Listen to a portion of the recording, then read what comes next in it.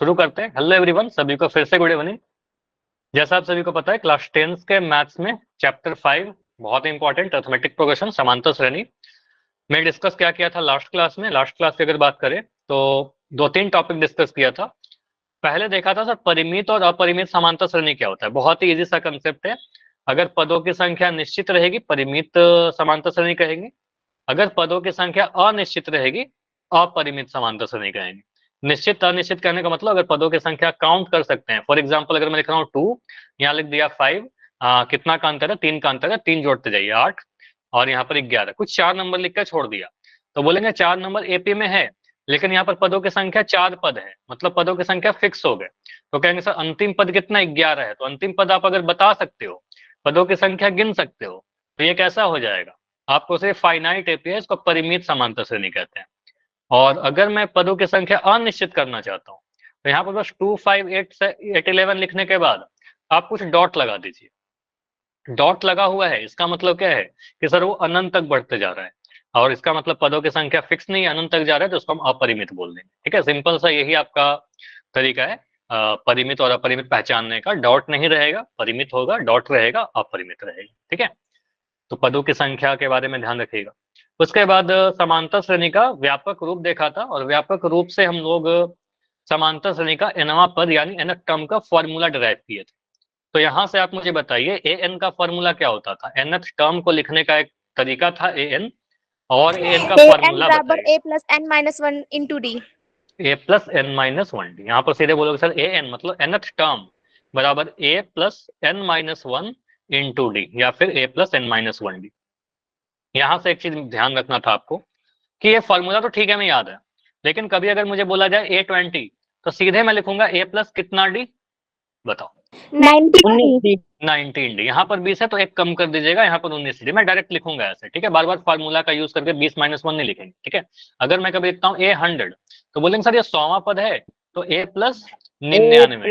ठीक है, 99 डी। तो बस इतना ध्यान रखिएगा, जो भी आप पद निकालो 100वां पद बात कर रहे हो तो यहाँ पर 99 आएगा, एक कम आएगा। 20वां पद है तो एक कम आएगा, यहाँ पर n है तो एक कम है, n माइनस वन। ठीक है, तो ये ध्यान रखना है। चलिए इसी पर मैं एक रिकॉल क्वेश्चन दे रहा हूँ। ये nth टर्म का तो कोई बहुत ज्यादा क्वेश्चन हो नहीं पाया था, बस फॉर्मूला को बताया था आपको। तो आज इसके बारे में बातें करेंगे, डिस्कशन करेंगे पूरा आज के क्लास में। अभी मैं एक परिमित और अपरिमित पे रिकॉल क्वेश्चन पूछ रहा हूँ, ट्राई करिए इसका आंसर करने का। बहुत ज्यादा टाइम नहीं मिलेगा इस क्वेश्चन में, बहुत आसान क्वेश्चन है। दी गई समांतर श्रेणी कैसी है, परिमित या अपरिमित। चैट आपका बंद किया जा रहा है, आंसर आपको पोल सेक्शन में देना है। पोल ऑन हो चुका है, चाहिए आंसर कीजिए। इस क्वेश्चन में बिल्कुल ज्यादा टाइम नहीं लेंगे, 5 सेकंड में आपका आंसर आ जाएगा, लेकिन फिर भी अभी मैं इसमें 20 सेकंड दे रहा हूं आपको।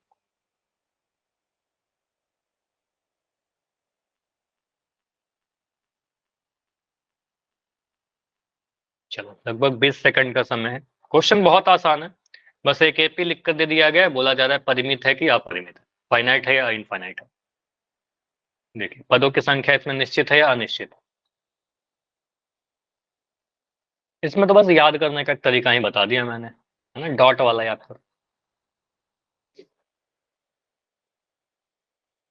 क्लास में कितने बच्चे हैं, क्लास में टोटल 23 बच्चे हैं, आंसर 14 बच्चों के हैं। ऐसा क्यों, बाकी सारे बच्चे आंसर कीजिए। टाइम देखो एंड हो चुका है, 20 सेकंड एंड हो चुका है। ये क्वेश्चन 5 सेकंड का था, लास्ट 5 सेकंड और रुक रहे हैं, उसके बाद पोल बिल्कुल एंड कर दिया जाएगा। 5, 4, 3, 2, 1, पोल एंड किया जा रहा है आपका। और यहाँ पर अगर हम देखें टोटल 17 आंसर आए, 17 में 12 सही, 5 आंसर अभी भी गलत हो रहे हैं। और ये क्वेश्चन नहीं गलत होना चाहिए। अगर आपके एग्जाम में ये क्वेश्चन आता है बोर्ड एग्जाम में, तो समझो ये बहुत अच्छा मौका है आपके पास एक नंबर गेन करने का। इसमें गलती करने का कोई स्कोप नहीं है। आपसे बोला जा रहा है कि एपी देकर कि कैसा है, परिमित है या अपरिमित है। देखिए यहाँ पर कितने पद हैं, अगर मैं इस पर एपी की बात करूं तो यहाँ पर लिखा गया है 3, 7, 11, 15, 19। बस यहाँ पर टोटल 5 ही पद है ना। आप कहोगे सर यहाँ पर पद, पहला पद, दूसरा, तीसरा, चौथा, पांचवा, 5 ही पद है, इसके पदों की संख्या निश्चित है, फिक्स है। तो हम कहेंगे सर ये परिमित समांतर श्रेणी है ना। आपको सर ये परिमित है, फिक्स हो गया। इसमें अगर मैं डॉट लगा देता तो आंसर क्या हो जाता, फिर आंसर बी हो जाता।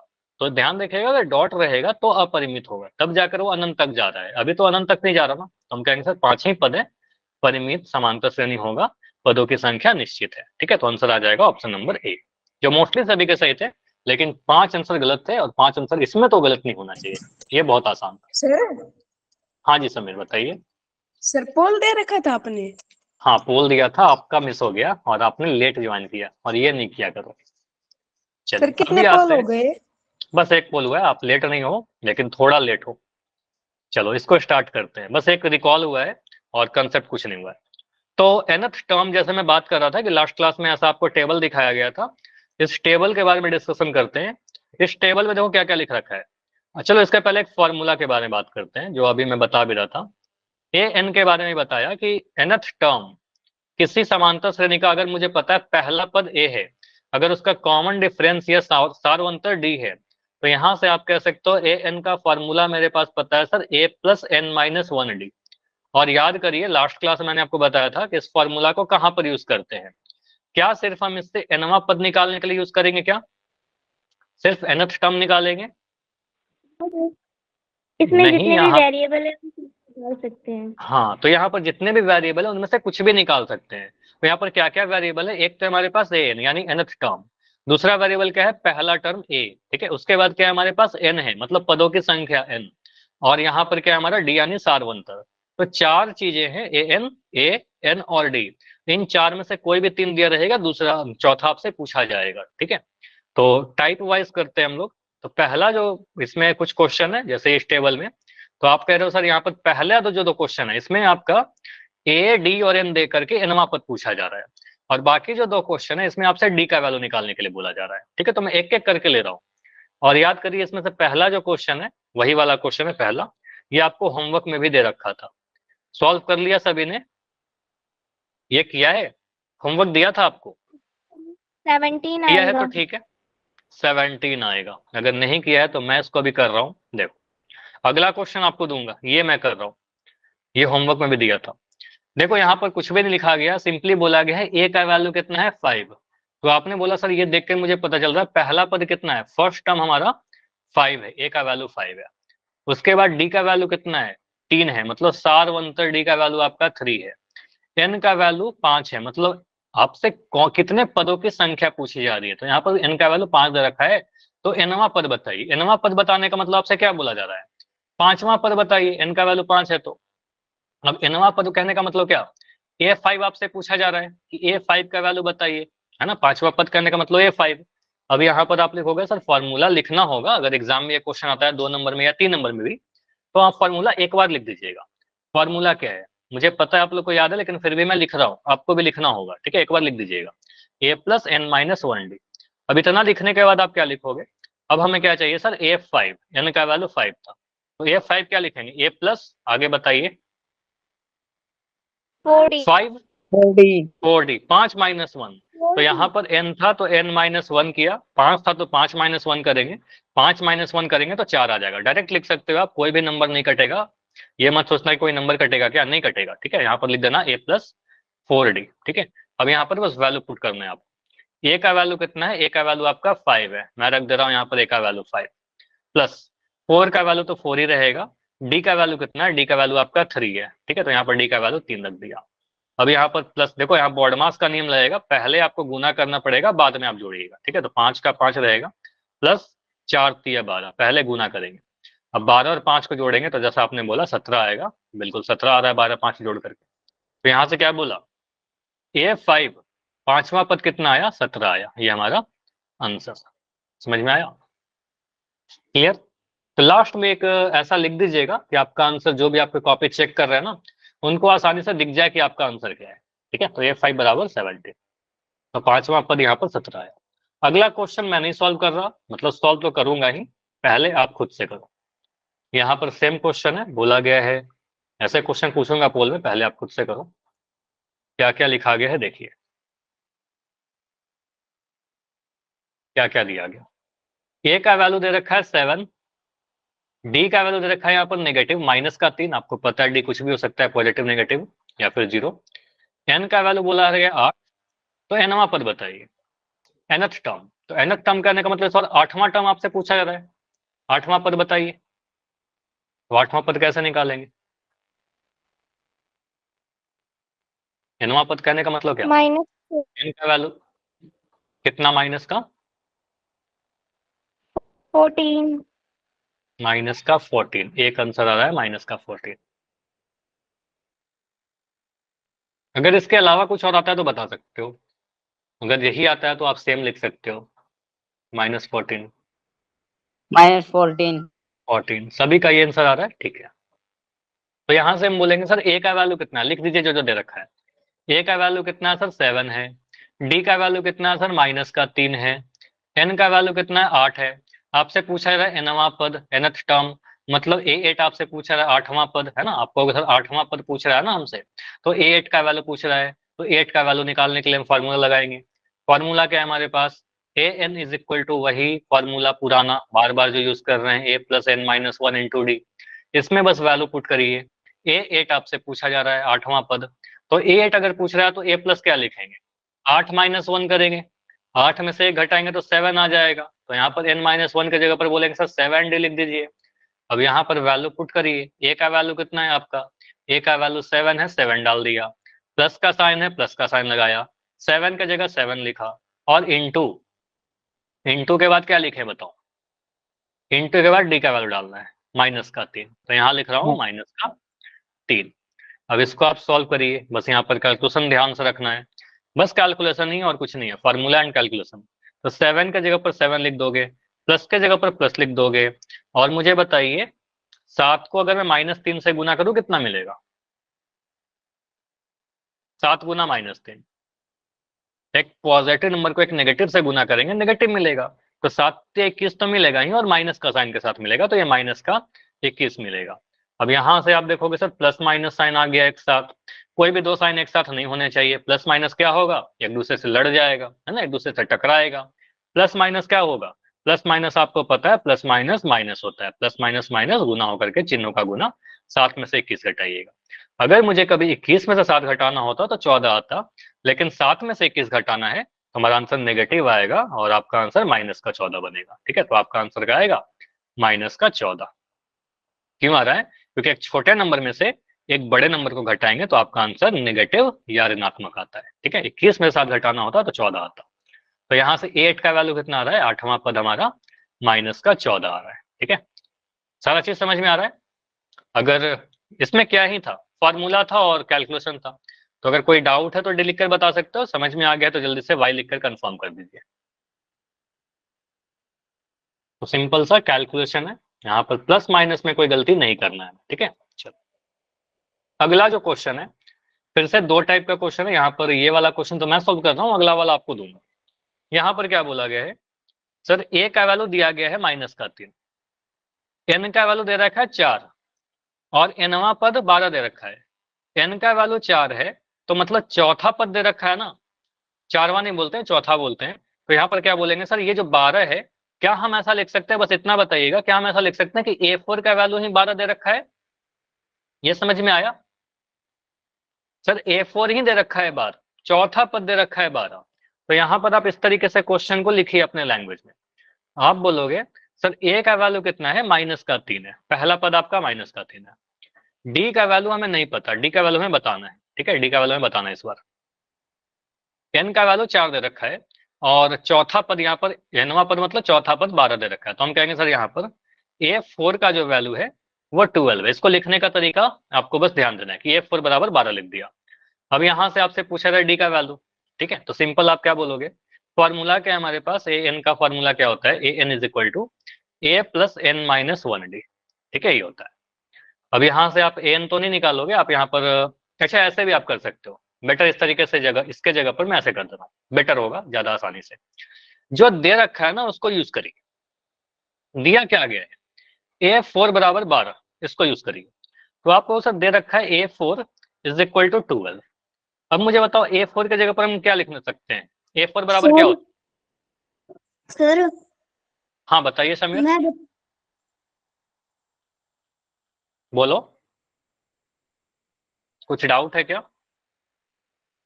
चौथा पद 12 था तो मैंने लिख दिया A4 बराबर 12। अब मुझे बताओ AN बराबर अगर A plus n minus 1d होता है, तो मैं A4 का क्या लिख सकता हूँ, क्या लिख सकता हूँ, A प्लस 3d होता है सर, लिख सकते हैं A4 बराबर A प्लस 3d। तो A4 के नीचे आप लिख दीजिए सर A+3D है, मतलब A+3D का वैल्यू कितना दे रखा है, A+3D is equal to 12 repeat है। कर लो सर। रिपीट कर दूं, कहां पर डाउट है पहले ये तो बताओ। यहाँ पर क्या है, सिंपल, A का वैल्यू -3 दे रखा था, N का वैल्यू 4 है, N का वैल्यू 4 है और Nवां पद अगर 12 है तो हम क्या कह सकते हैं, चौथा पद 12 है। समीर अपना माइक ऑन करो, पहले माइक ऑन कर लो।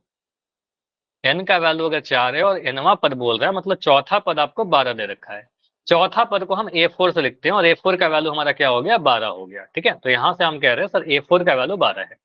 अब A4 का वैल्यू जो 12 दे रखा था, ठीक है, उसको यस हम क्या सर। लिख रहे हैं, A4 को लिख सकते हैं A+3D। ठीक है, क्योंकि 4 है तो एक कम कर देंगे यहाँ पर, A+3D इज इक्वल टू 12। अब इसमें बस जिसका भी मान आपको पता है ना उसका मान भरिए, बाकी दूसरा वेरिएबल आ जाएगा। ठीक है, यहाँ पर आपको A का वैल्यू पता है, A की जगह पर लिख दोगे sir -3 + 3D is equal to कितना, 12। ये -3 जो है उधर जाकर के क्या हो जाएगा, बताओ, ये प्लस। प्लस का, तो -3 उधर जाएगा, जुट जाएगा। ठीक है, तो यहाँ से बोलेंगे सर 3D का वैल्यू कितना आ जाएगा, 12, ये -3 उधर जाएगा तो ये +3 हो गया, तो 3D बराबर 12 + 3। यानी हम कह सकते हैं कि 3D का वैल्यू कितना आ रहा है, 12 3 15, तो D का वैल्यू कितना आ रहा है, 3 गुना है तो नीचे आ जाएगा, डिवाइड हो जाएगा 15/3। और 15/3 कहने का मतलब क्या, 3 से काटिए आप, 3 पंजे 15, तो D का वैल्यू कितना आ गया आपका, D का वैल्यू हमने सॉल्व किया 5 आ गया। समझ में आया, तो आप यहाँ पर भर दीजिएगा 5। समझ में आया, यहाँ पर हमारा क्या था, A का वैल्यू दे रखा था, सर चौथा पद दे रखा था, तो हमने D का वैल्यू निकाला। हाँ समीर बताइए। सर मुझे ये समझ में नहीं आया, नवा पद निकाला कैसे? nवां पद दिया गया था ना, ये नहीं समझ में आया क्या कि 12 मैंने कैसे लिख दिया ये वाला, यस सर। एन ये वाला। निकाला नहीं है, ये क्वेश्चन को पढ़िए, देखो क्वेश्चन में क्या क्या डेटा दे रखा है। चलो पहले मैं आपसे बोल रहा हूँ, अगर मैं कह रहा हूँ n का वैल्यू 20, ठीक है, और nवां पद मैं कह रहा हूँ 100, इसका मतलब आप क्या बोल सकते हो सर, n का वैल्यू 20 है, मतलब 20वां पद आपको दे रखा है। बताओ, ये समझ में आया। Yes sir. अगर मैं कह रहा हूं कि n का वैल्यू हमारा 13 है और nवां पद का जो वैल्यू है वो है 200, तो इसका मतलब आप क्या बोलोगे, n का वैल्यू सर 13 है, मतलब 13वां पद आपसे आपको दे रखा है कि 13वां पद 200 है। क्लियर समीर। Yes sir. तो यहां से हम देख के बोलेंगे 13वां पद को लिखने का एक तरीका हमने पढ़ रखा है, A13, और A13 इज इक्वल टू 200। और यहां से बोल सकते हैं सर 20वां पद, तो 20वां पद को लिखते हैं A20 बराबर 100। समझ में आए दोनों चीज, यस सर। बस यही चीज था। और यहाँ पर क्वेश्चन को अब देखिए समझ में आ जाएगा, n का वैल्यू आपको दे रखा था 4 और बोला गया था nवां पद, तो मतलब आपसे बोला गया चौथा पद, तो ये मैंने लिख दिया A4 बराबर 12, चौथा पद आपको दे रखा था। क्लियर, समझ में आया। अब A4 अगर यस 12 सर। है तो A+3D 12 है, अगर A4 12 इसका मतलब A4 क्या है, A+3D। इक्वेशन बनाया और वैल्यू पुट करके सॉल्व कर दिया। क्लियर, पूरा क्लियर हुआ कि नहीं। Yes sir. चलो अगला क्वेश्चन से समझ में आएगा आपको क्लियर हुआ कि नहीं। अगला क्वेश्चन जो है खुद से सॉल्व करो। क्वेश्चन है आपके लिए बिल्कुल सिमिलर सा, बस कैलकुलेशन आएगा। बोला गया है A का वैल्यू -18, D का वैल्यू एज इट इज बताइए, N का वैल्यू 10 है और nवां पद 0 है। कैलकुलेशन आएगा इसमें, हालांकि वो कुछ ज्यादा कैलकुलेशन नहीं है, आप सॉल्व करिएगा आंसर आ जाएगा। nवां पद 0 है, n का वैल्यू 10 है, इसका मतलब क्या बोलोगे सर, 10वां पद 0 है, 10वां पद को लिखिए, कैसे लिखोगे।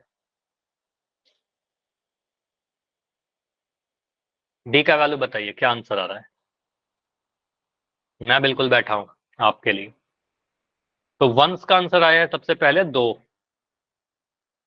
चलो तो देखते हैं, सबसे पहला जो आंसर आया है वंस का वह है 2। बाकी बच्चे, समीर का भी आंसर आ चुका है 2।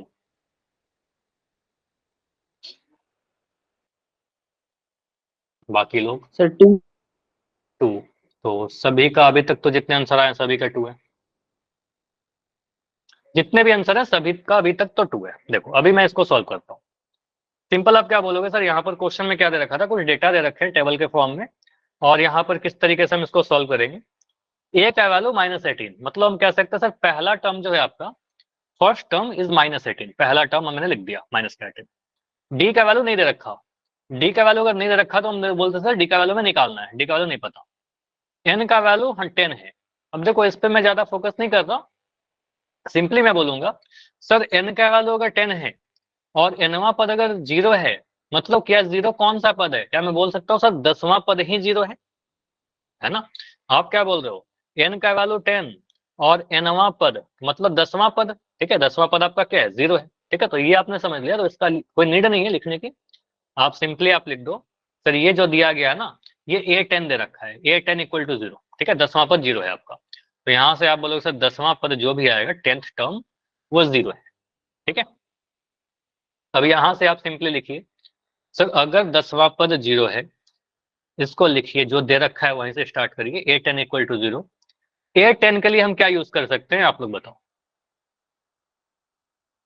A10 इज इक्वल टू क्या, A plus 9D. A plus 9D। तो A10 का जगह पर लिख दो A प्लस 9D, एक कम कर दिया, यहाँ पर 10 था एक कम कर दिया, 9D is equal to 0। Formula नहीं लिखोगे एग्जाम में कोई दिक्कत नहीं है, क्योंकि फॉर्मूला डायरेक्ट है AN बराबर A plus N minus 1D। तो मैं सीधे सीधे बोल सकता हूँ 10 के जगह पर 9 लिख दिया, ठीक है, 10वां पद था तो A plus N minus 1D कर दिया। A का वैल्यू आपका -18 है, पुट कर दिया, प्लस 9 के जगह पर 9 लिखेंगे, D का वैल्यू कितना है, D का वैल्यू नहीं पता, नहीं पता तो ऐसे ही रहना दो 0, ठीक है। अब यहां से देखिए सर ये माइनस का 18 जो है उधर जाएगा, और माइनस का 18 जब उधर जाएगा तो प्लस का 18 बन जाएगा। तो 9D का जो वैल्यू है 9 गुना D जो है या 9D है, ये माइनस का 18 प्लस का 18 बन जाएगा। और 9D अगर 18 है तो D का वैल्यू कितना आ जाएगा, 18/9, ठीक है। 18/9 कहने का मतलब बिल्कुल आपका आंसर तो सही आ रहा था सभी का, 9 2 जा 18, तो D का जो वैल्यू आया वो 2 आया, ठीक है। तो D का वैल्यू सॉल्व करने के बाद हमारा 2 आ रहा है। वेरी गुड कि आप सभी का आंसर सही हो रहा था, समझ में आया। तो ये 2 टाइप का हमने कवर किया। पहला टाइप में क्या कवर किया कि nth टर्म निकाला गया, सेकंड टाइप में हमने डी का वैल्यू निकाला, ठीक है। सार्वंतर भी निकालने के लिए हमसे पूछा जा सकता है। अगला क्वेश्चन देखते हैं। अगला क्वेश्चन में क्या बोला गया है, एक समांतर श्रेणी लिख दिया गया है, कुछ नहीं बोला गया है, और बोला गया समांतर श्रेणी का 10वां पद बताइए। आपको खुद डिसाइड करना है कि यहाँ पर ए क्या है, खुद डिसाइड करना है डी क्या है, और ए अगर डी निकाल लोगे तो फिर 10वां पद सर निकालना तो बहुत ईजी है। A10 है सर। हाँ सर A10 A10 निकालना की है, वैल्यू 47. A10 की वैल्यू 47, तो A10 इज इक्वल टू 47 में लिख दे रहा हूँ। बाकी बच्चे करके बताइए यही आ रहा है कि दूसरा चीज आ रहा है। अगर ये क्वेश्चन आपके एग्जाम में आता है तो हमें कितना लिखना होगा कि हमें पूरा नंबर मिल जाए। कितने मार्क्स में आएंगे ये क्वेश्चन, ये आ सकता है 2 मार्क्स में, हो सकता है 3 मार्क्स में आ जाए, 4 नंबर में तो नहीं आएगा, 2 या 3 में आएगा। 47, ठीक है। अगर 47 आ रहा है तो फिर देखते हैं क्या आंसर, सभी का 47 ही आ रहा है। देखो एग्जाम में हमें लिखना होगा सर ये जो एपी दे रखा है ना, उसका पहला टर्म कितना है, 2 है, और पहला टर्म को मैं ए से लिखता हूँ, ए बराबर 2, इतना लिख दीजिएगा। इस एपी का सारवंतर निकालना पड़ेगा सर, कुछ भी निकालने के लिए एपी में हमें 2 चीज चाहिए होता है, ए और डी, ठीक है, पहला पद और सारवंतर। तो डी का वैल्यू निकालिए, डी का वैल्यू कितना आ जाएगा सर, दूसरे पद में से पहले पद को घटा देते हैं, तो 7 में से 2 को घटा दीजिए, 7 में से 2 घटाओगे तो डी का वैल्यू आ जाएगा आपका 5, ठीक है, 5 आ गया। अब यहां से आप देखिए आपसे पूछा जा रहा है 10वां पद, मतलब आप बोलोगे सर हमसे निकालने के लिए क्या बोला गया है, 10वां पद मतलब A10 का वैल्यू आपसे पूछ रहा है। अब एक बार फॉर्मूला लिख दीजिएगा आपके एग्जाम में, AN का फॉर्मूला आपको एक ही बार लिखना होगा, A plus N minus 1 into D, तो ये फॉर्मूला है, लिख दिया। अब यहाँ से मैं बोलूंगा A10, तो A10 कहने का मतलब क्या, A प्लस, अब यहाँ पर 10 माइनस 1 करेंगे अपने मन में, यहाँ पर लिखने नहीं जाएंगे, यहाँ पर 10 है तो एक कम कर देंगे, तो यहाँ पर 9D आ गया, ठीक है, 9D, बस इसका वैल्यू पुट करिए। तो A का वैल्यू तो आपका 2 है, ये वाला पुट कर दिया, 9 के जगह पर 9 लिख देंगे, D के जगह पर आपका 5 है, 9 इंटू 5। तो आपका बॉड मास का रूल पता है, पहले मल्टीप्लाई करेंगे, तो यहाँ पर आएगा 2 प्लस 9 5 जा 45, ठीक है, 45 में 2 जोड़ेंगे 47 आ जाएगा। आंसर बिल्कुल सही आ रहा है आपका। तो A10 का वैल्यू कितना आ जाएगा, 47। देखो ऐसा मत करना मैंने यहाँ आंसर लिख दिया ना, ऐसा मत करिएगा अपने एग्जाम में यहाँ पर आंसर कर दीजिएगा, ठीक है, नंबर नहीं कटेगा, लेकिन फिर भी क्या होता है, आपके जो कॉपी चेक करने वाले हैं उनको थोड़ा इंप्रेशन बनाने के लिए हम लोग क्या करते हैं, लिख देते हैं लास्ट में A10 बराबर 47, इतना लिख देना, ताकि जो भी कॉपी चेक कर रहे हैं उनको दिख जाए कि हाँ बहुत जल्दी से अपने आंसर, उनको बहुत जल्दी दिख जाएगा कि आपका आंसर A10 बराबर 47।